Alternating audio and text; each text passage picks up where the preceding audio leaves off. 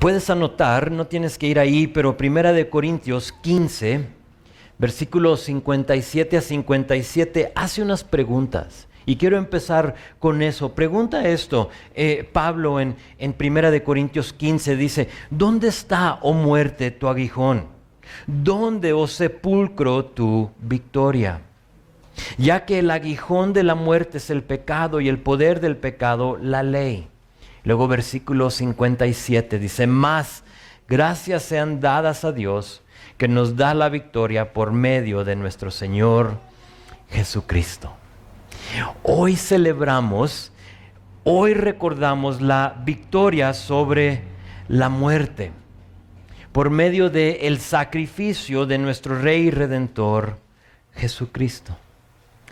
La última vez, si recuerdan, el domingo pasado que nos reunimos, llegamos hasta el sábado en la última semana de Jesucristo. Recuerdan, vimos desde el domingo de Ramos como lo conocemos, y vimos el domingo, el lunes, el martes, el miércoles, el jueves, el jueves de traición, el viernes del sacrificio, de la condenación, de la muerte de nuestro Rey y Salvador. Y nos detuvimos en el sábado, y hasta ahí llegamos.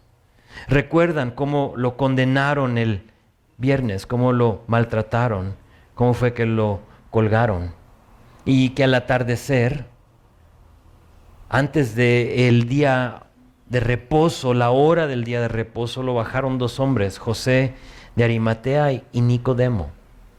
Estos dos hombres que secretamente estaban siguiendo al Señor, ahora sí por fin declaran y públicamente dicen: hey, somos creyentes, creemos en Él.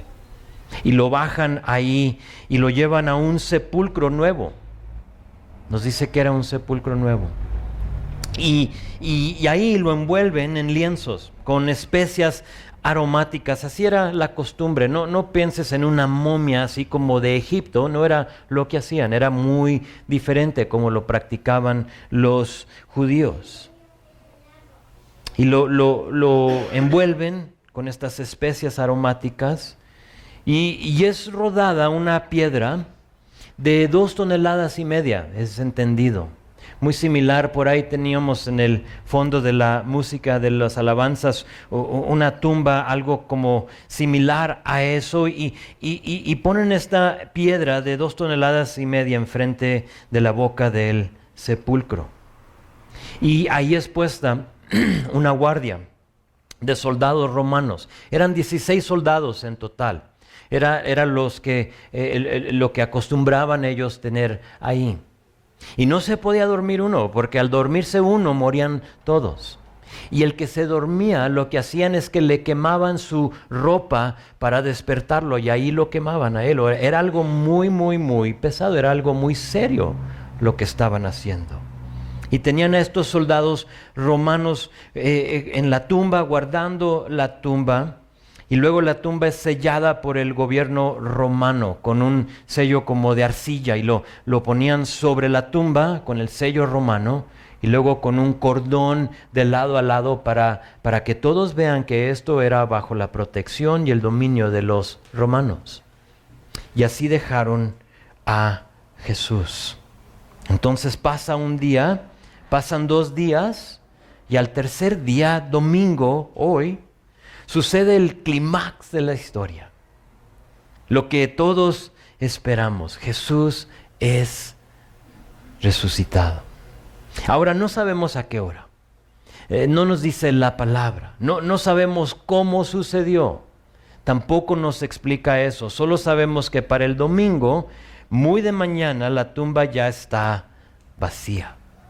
Y eso celebramos hoy. Y lo quiero hacer de manera en que vamos a ver este capítulo de Marcos 16, viendo este evento de la resurrección. Según Marcos, cada evangelio relata la historia. Algunos dan unos detalles que otros no dan, y como ya llevábamos el evangelio de Marcos, dije, pues vamos a terminar con la manera que Marcos lo compartió.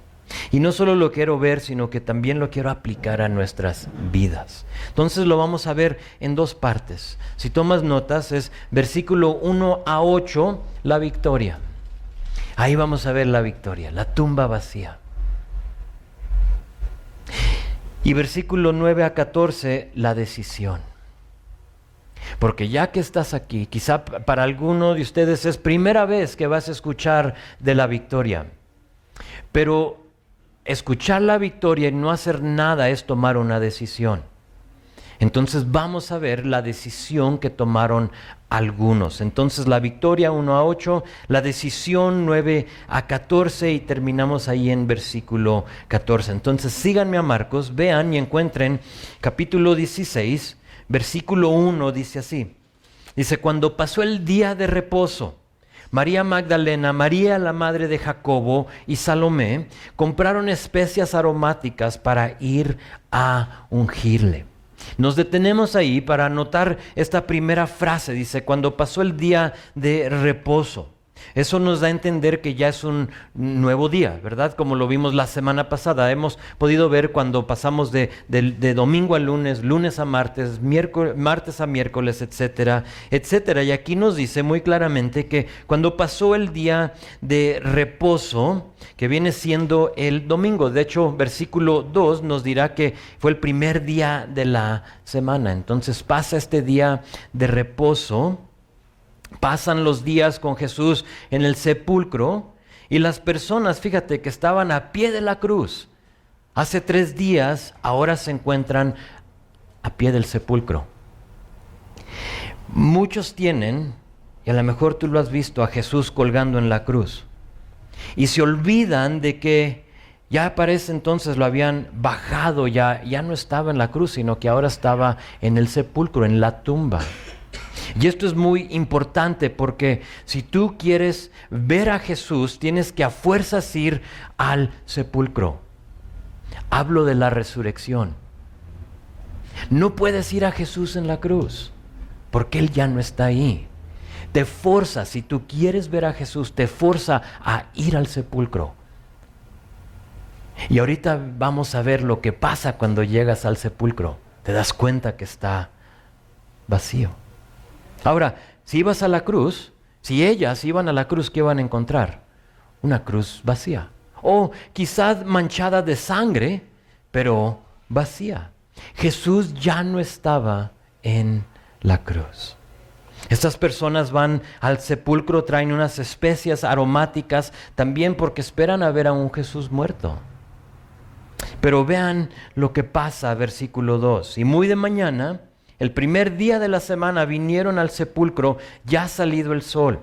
Pero decían entre sí, ¿quién nos removerá la piedra de la entrada del sepulcro?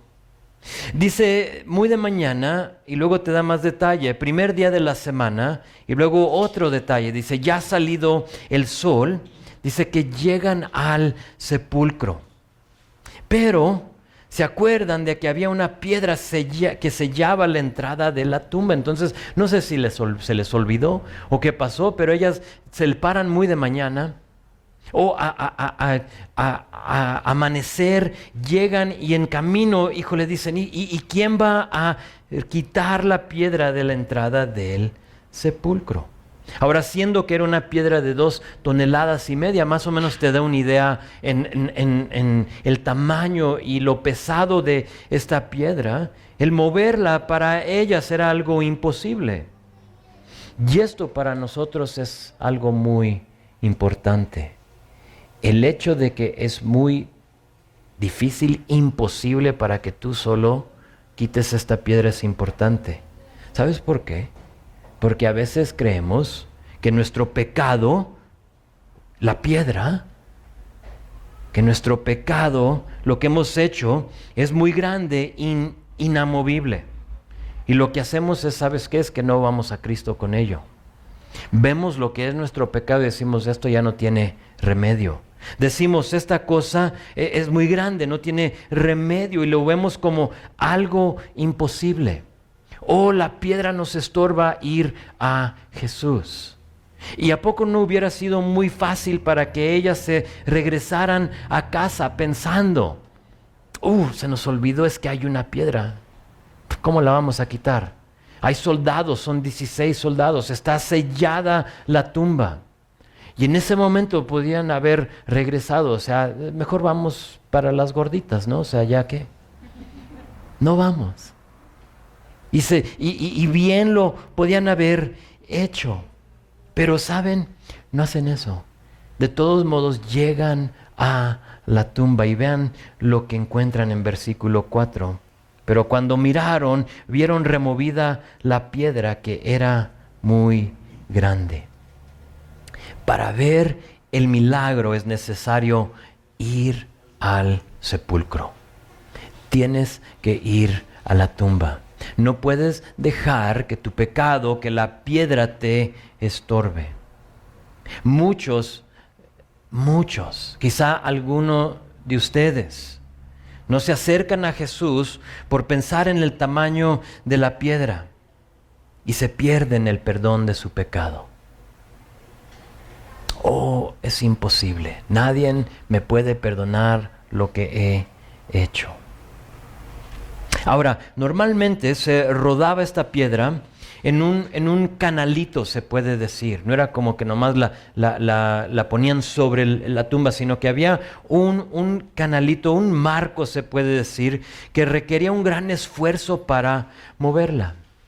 De hecho, si vas a la tumba en Jerusalén, donde se cree que Jesús estuvo, realmente no sabemos, pero es la que se acostumbra, lo que pensamos que es. Ves tú, hay el canal donde la piedra pudo haber estado y donde la pudieron haber rodado para que tape la boca de la tumba.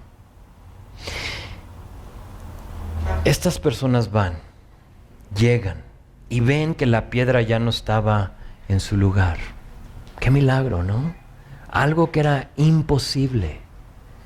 Ahora, es dicho, y alguien ha dicho, que la piedra no fue movida para dejar salir a Jesús, sino que para dejarnos entrar a nosotros. Jesús no necesitaba que le quitaran la piedra. Lo que sucedió fue algo sobrenatural. No necesitaba la entrada. El que necesitaba la entrada éramos tú y yo. Nosotros, la piedra fue removida para que tú y yo pudiéramos entrar. En otras palabras, Dios quita todo obstáculo para que entremos y veamos que la tumba está vacía. Todo obstáculo, no sé qué sea tu obstáculo hoy, lo que te impide ir a Jesús. A lo mejor es la pena, a lo mejor es pensar en el tamaño y la cantidad de pecado que tú tengas y digas, eso no me deja ir a Jesús. Tienes que reconocer y saber que la piedra ya no está. Ya no tienes excusa. Dios quita todo eso. Otra cosa, es importante recordar que ellas vienen a ver a un Jesús muerto. Recuerden, traen especias aromáticas. Eso solo se lo llevabas a un difunto. No esperan ver a un Jesús vivo, no esperan ver a la tumba vacía. En este momento ellas no recuerdan lo que había dicho Jesús. Entonces, si nos ponemos en su lugar y nos juntamos ahí con estas personas mencionadas y vamos hacia la tumba y estuviéramos ahí en Jerusalén en ese entonces, reconoceríamos que estamos de luto. O sea, estamos llorando, ahorita vemos que los discípulos tienen 3 días llorando de luto. Sí, están con ese pesar en su corazón. Y porque están de luto, no piensan bien. No están como que razonando bien. No pensamos en nada más que en nuestro dolor, ¿a poco no? Si te ha tocado a ti sepultar a un ser querido, tú sabes lo que se siente en ese entonces. Es todo como un sueño. Como que no estás pensando bien. Todo está como así, como nublado. Existes y vives, pero como que no estás razonando bien. Y eso es lo que está pasando aquí con ellas. Entonces, con eso en mente, yendo con sus especies todavía a ver a su Jesús muerto, vean lo que pasa en versículo 5. Y cuando entraron en el sepulcro, vieron a un joven sentado al lado derecho, cubierto de una larga ropa blanca, y se espantaron. Aquí empieza lo asombroso de la historia. Uno, reconocen que este joven no es Jesús. Otros evangelios nos dice que era un ángel. Entonces sabemos que ellas al momento de verlo saben que no era Jesús. Dos, se espantaron. Pero esa palabra mejor se traduce como estar completamente asombradas. Entonces no era que tenían miedo, sino que estaban como asombradas. ¿Por qué? Porque están de luto, porque tienen sus especias aromáticas para ir a ungir al cuerpo de Jesús, pero Jesús ya no está. Ahora pregunta, ¿están asombradas porque está el joven o porque Jesús ya no está? Algunos piensan que es porque está el ángel. Y un ángel, una persona resplandeciente. Yo creo que están asombradas porque Jesús ya no estaba. Esperaban verlo. Esperaban que él ahí esté. Ahora, ver a un ángel ha de ser algo padre, pero ver la tumba vacía es como a otro nivel. Más cuando Jesús ya te lo había dicho. Hey, voy a resucitar, así como Jonás estuvo en ese gran pez, estaré yo, pero voy a resucitar. Me imagino que estaban pensando, ¿dónde está nuestro Jesús? ¿Dónde está? ¿Se lo llevaron? ¿Qué pasó con Jesús? Todo eso está pasando, están preguntándose ellas en la mente. Y vean versículo 6. Mas él les dijo, ahora el ángel, no os asustéis, buscan a Jesús Nazareno, el que fue crucificado, ha resucitado, no está aquí. Mirad el lugar en donde le pusieron. Según Hebreos capítulo 1 versículo 14, los ángeles se nos han dado para cuidarnos. Y son reales, te rodean. A veces ni sabemos que estamos con ellos. Pero la palabra nos lo confirma, que ángeles se nos han dado para cuidarlos, para cuidarnos. Y el hecho de que fue crucificado es una parte esencial de la historia. O de que Jesús estaba colgando en la cruz. Pero todo eso sin la tumba vacía de nada nos sirve. Si tú tienes a Jesús en la cruz, ya bájalo de ahí en tu vida. Tienes que ir al sepulcro. ¿Sabes por qué lo digo? Porque observen lo que el ángel dice. Él sabía la historia. Les dice, oh, sí, buscan a Jesús el Nazareno, el que fue crucificado, pero ha resucitado. Él no está aquí. Ya no tenía que ver con el ángel. Ya no están asombradas por el ángel, ya no tenía que ver con la cruz, ya no tenían por qué estar de luto, porque todo gira alrededor de que Jesús ya había resucitado. Eso es lo que nos da vida, que Jesús resucitó. Eso era lo que las asombraba. Y ahora que ven la tumba vacía, este ángel les dice qué hacer. O sea, ya no está. Resucitado. La tumba está vacía. Otros evangelios te dicen otros detalles. Estaban los lienzos ahí. El que le habían puesto sobre su rostro estaba ya doblado a pie de esta piedra donde lo acostaron. Vean versículo 7, les dice qué hacer. Pero id, decid a sus discípulos y a Pedro que él va delante de vosotros a Galilea. Y ahí le veréis como os dijo. Y ellas se fueron huyendo del sepulcro porque les había tomado temblor y espanto. Ni decían nadie a nadie porque tenían miedo. Salen del lugar espantadas, pero otra vez es esta palabra de asombro. Están totalmente asombradas por lo que han visto. Me imagino que ahí dejaron estas especias aromáticas en el suelo. Ya no eran necesarias. Jesús vivía. Jesús ya no estaba.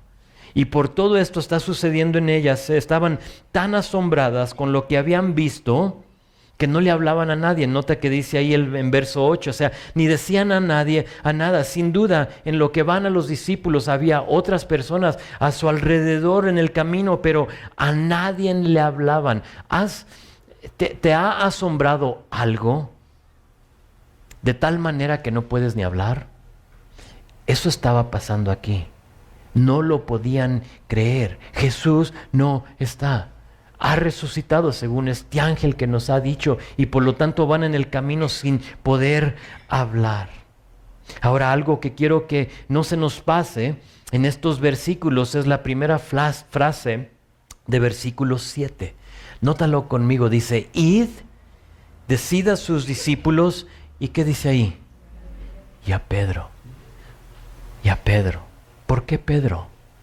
¿Que no era Pedro un discípulo? Sí. Pero, ¿por qué Pedro? Pedro, porque Pedro fue el que días antes dijo, aunque todos se escandalicen, yo no. ¿Solo para qué? Para regarla 3 veces. Pedro, porque Jesús va a los quebrantados y los toma de la mano. Pedro, porque Jesús jamás se olvida de los que dicen una cosa y hacen otra. A lo mejor tú eres esa persona. Pedro, porque la resurrección le ofrece perdón aún a los que le han dado la espalda. Miren, no importa lo que has hecho, no importa la gravedad de tu pecado, la tumba está vacía para que tú estés lleno. Pedro, dile a los discípulos, pero por favor dile a Pedro. Oh, sabía lo que estaba sintiendo Pedro. La resurrección es para todos. Pedro necesitaba ser lleno de su perdón, lleno de su amor y lleno de su propósito. Pedro solo fue un fracaso aparte de Jesús. Con Jesús Pedro ya era victorioso también.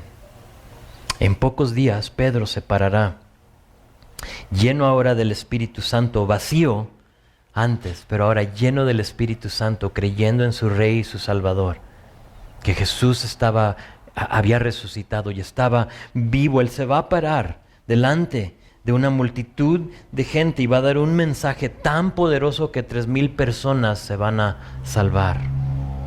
Jesús está en el negocio de perseguir a todo aquel que la regó.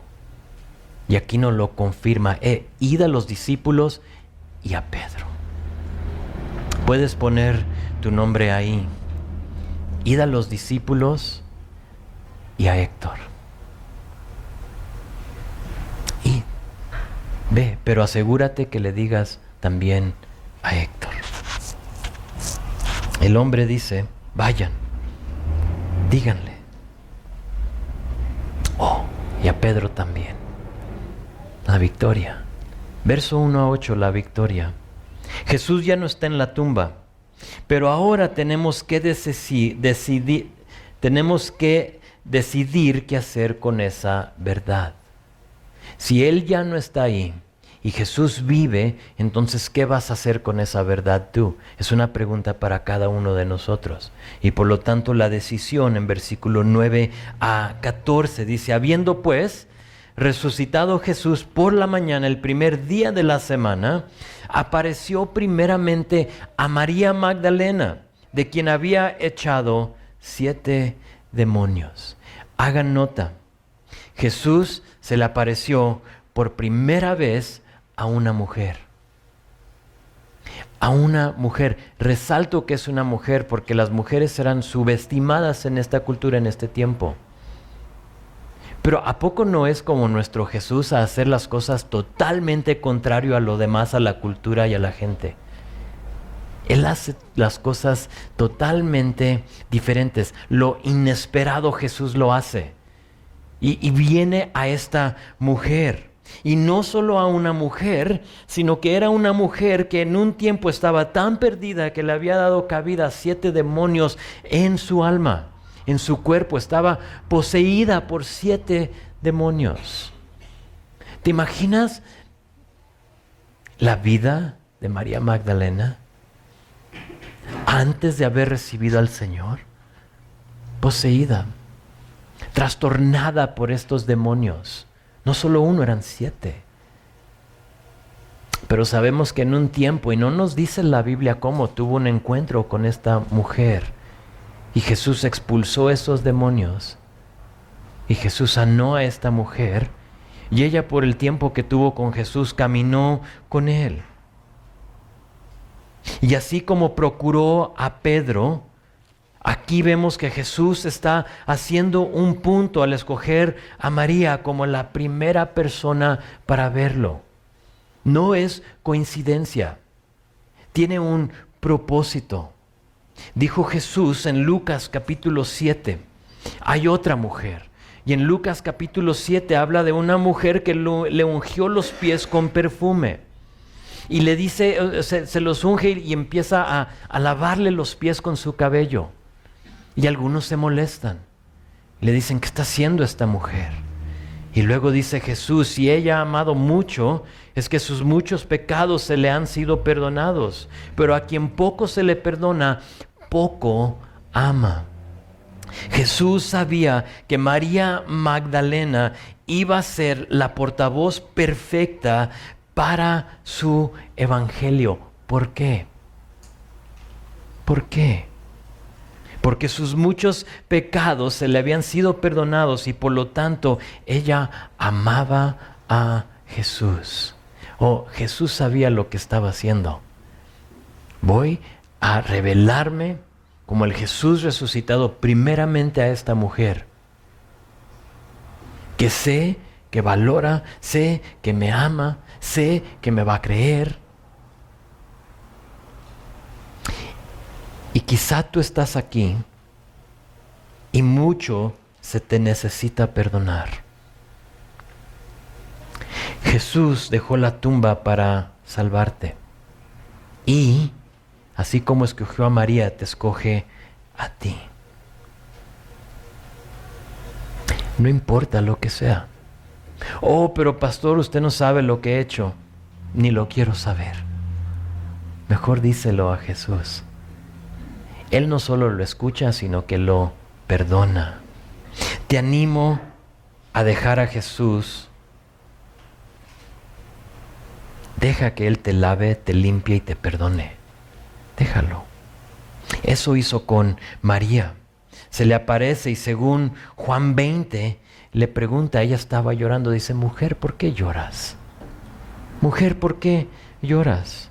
Y ahí, puedes pensar en la escena, ella asombrada, viendo a Jesús, la primera persona ahí llorando, Jesús la consuela y ahora ella lleva el mensaje.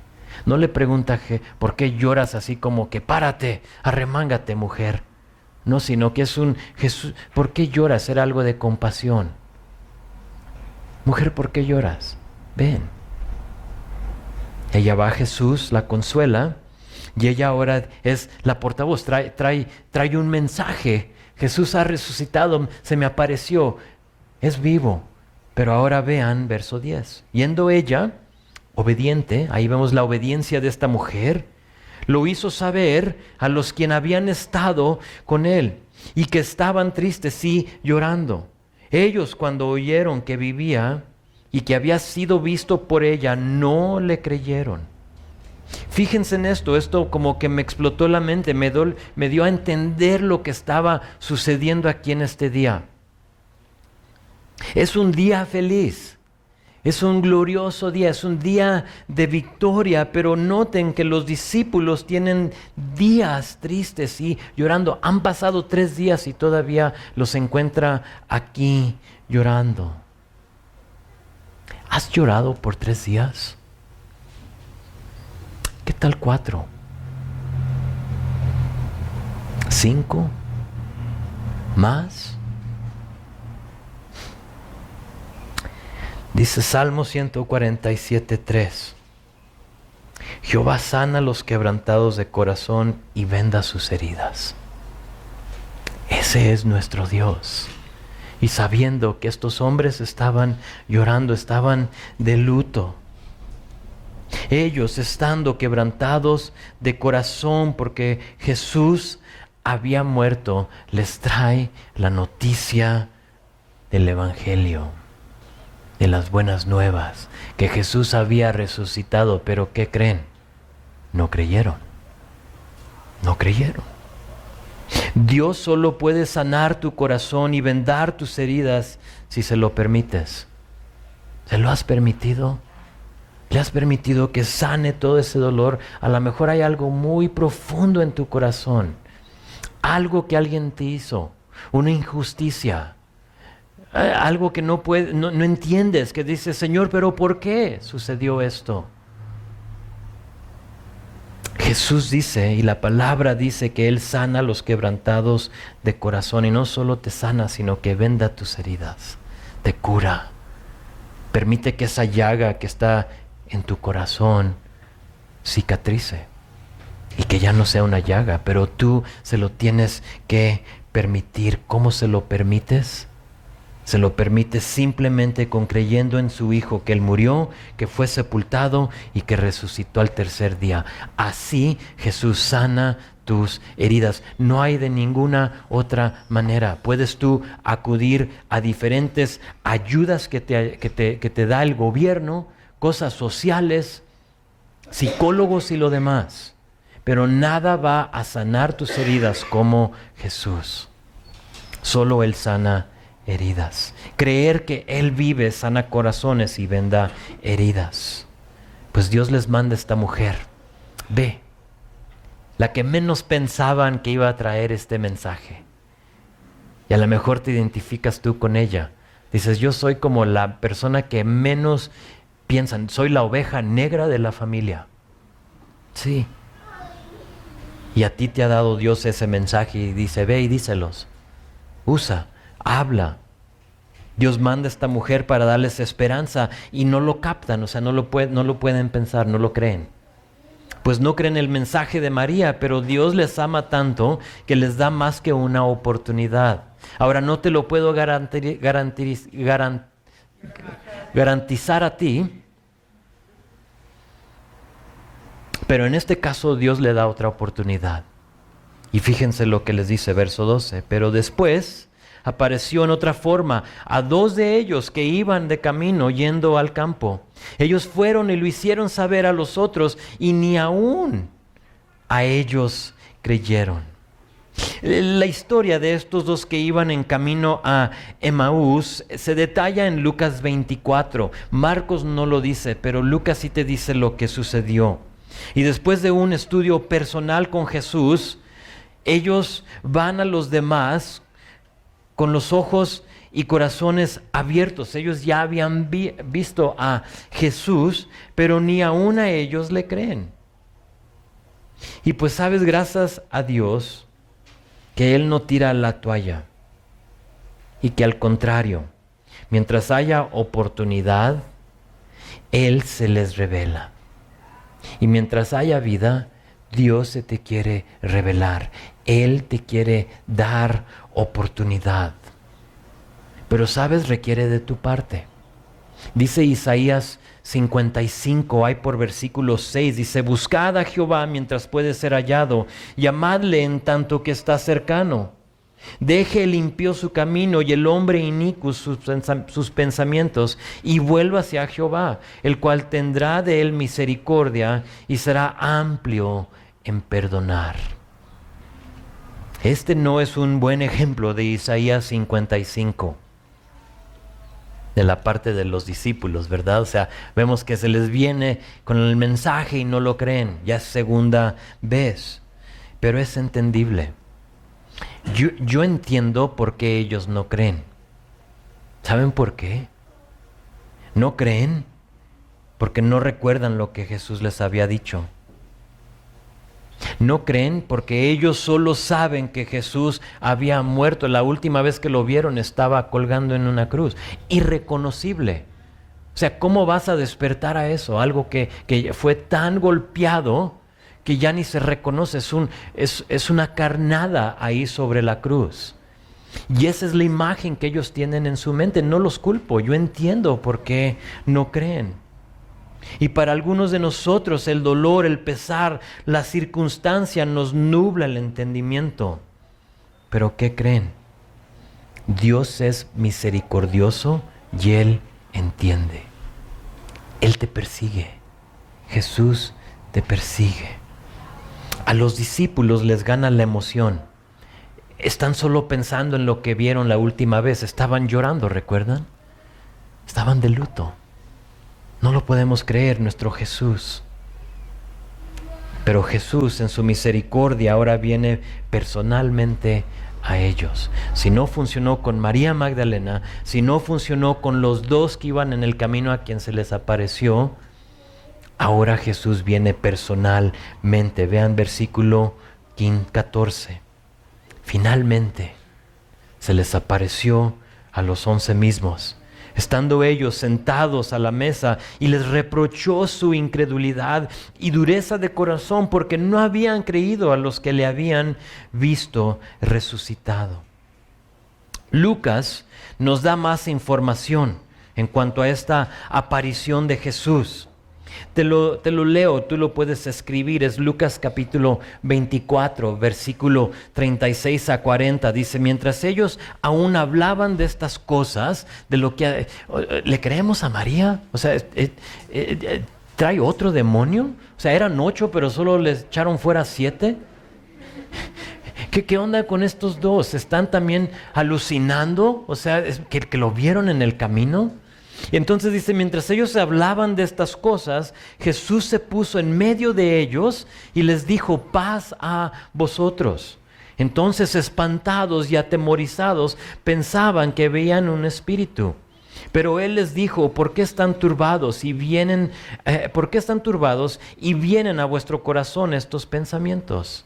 Mirad mis manos y mis pies, que yo mismo soy. Palpad, les dice. Esa palabra palpad es verifica por contacto.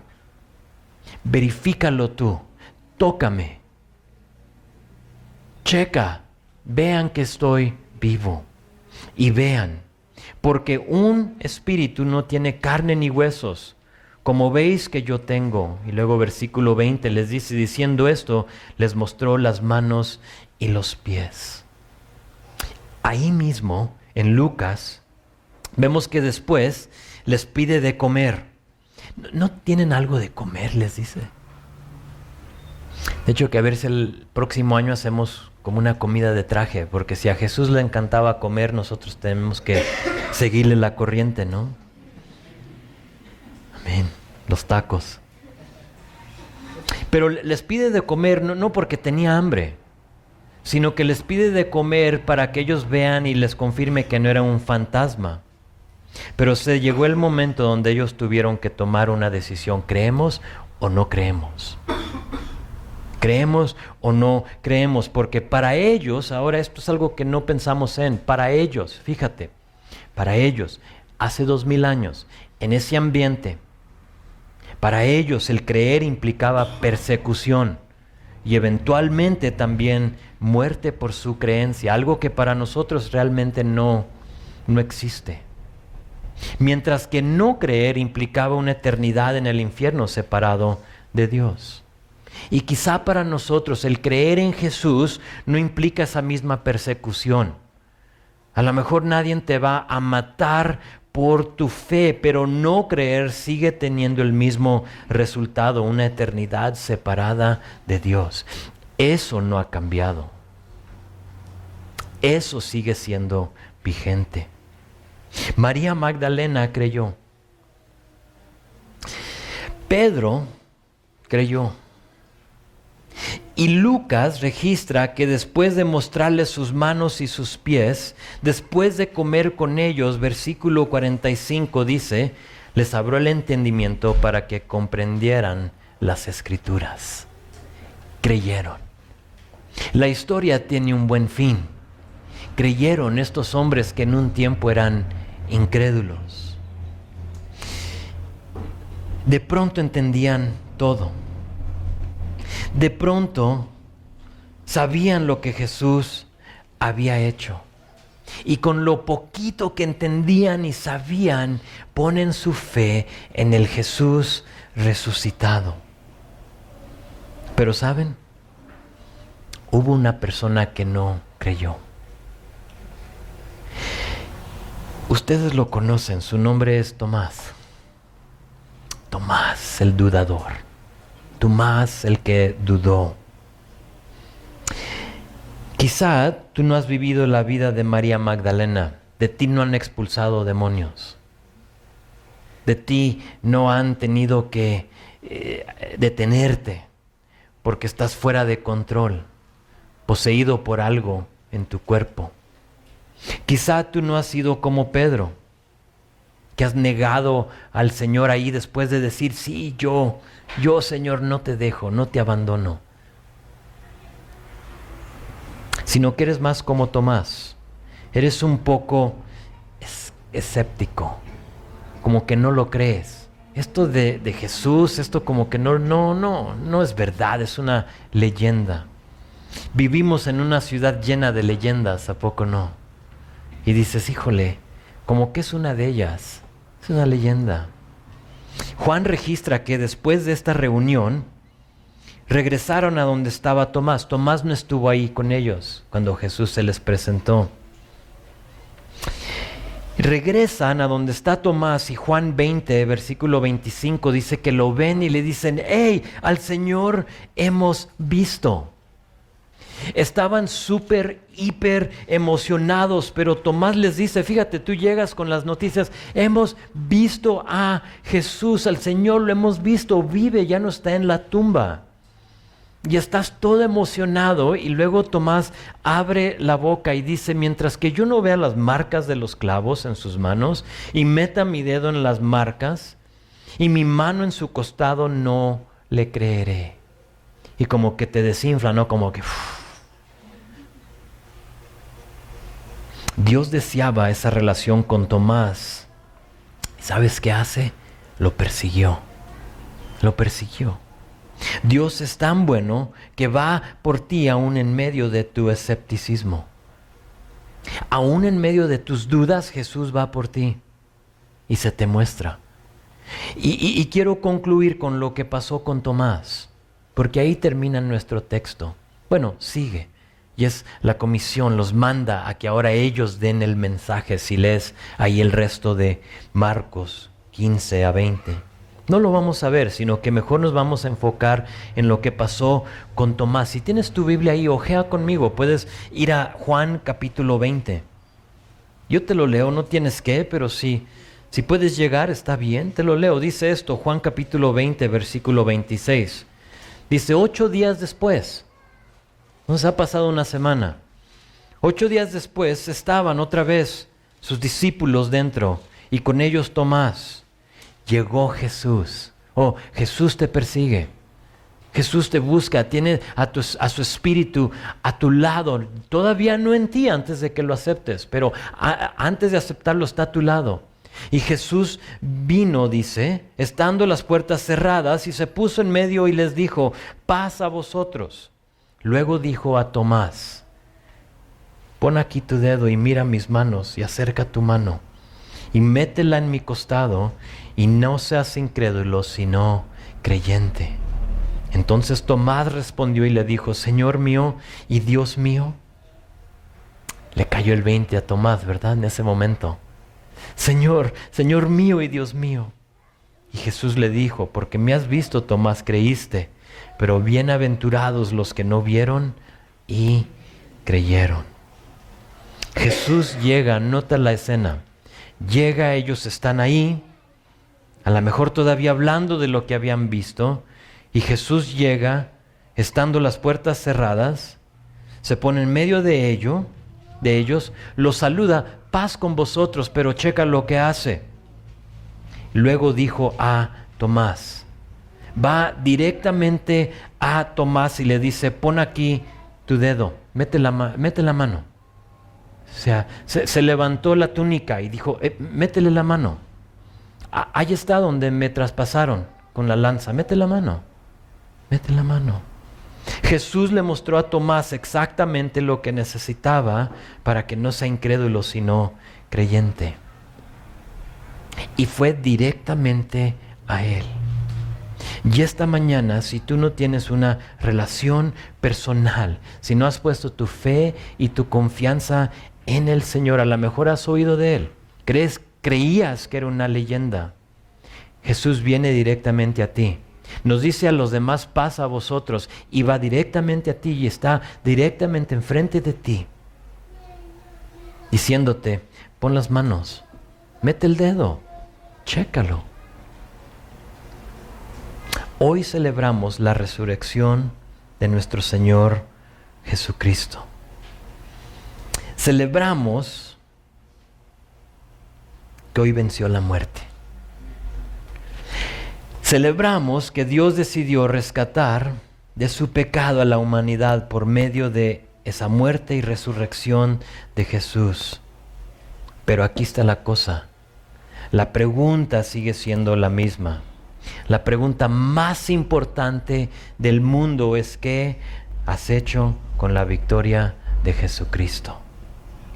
Tomás creyó y Jesús le dijo, porque me has visto, creíste. Pero entonces se dirige a ti, porque aquí no lo tenemos. Y luego dice, bienaventurado. Y esa palabra bienaventurado significa supremamente bendecidos los que no vieron y creyeron. ¿Y sabes qué?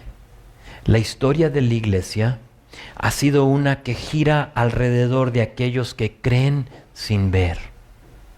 Estamos aquí. Ninguno de nosotros lo hemos visto con nuestros ojos, pero bienaventurado el que cree sin ver. ¿Eres uno de ellos? Jesús dio su vida por la tuya y quizá hoy necesitas tomar esa decisión. Señor, lo creo, no lo entiendo al 100. Ellos no entendían al 100. Señor, no sé lo que ha pasado, no entiendo, no sé cómo es que tú vas a quitar esa piedra para que yo venga a ti, pero aquí me queda muy claro que ya Él no está. Veo que la tumba está vacía. Y veo que por medio de tu vida hay vida para mí. Ahora, lo que te ofrezco no es una religión, no es una membresía. Esto es simplemente poner tu fe en el que desea rescatarte de tu pecado. Su nombre es Jesucristo. Ven a Él. Ven a Él. Seas sumamente bendecido cuando vas a Él. Amén.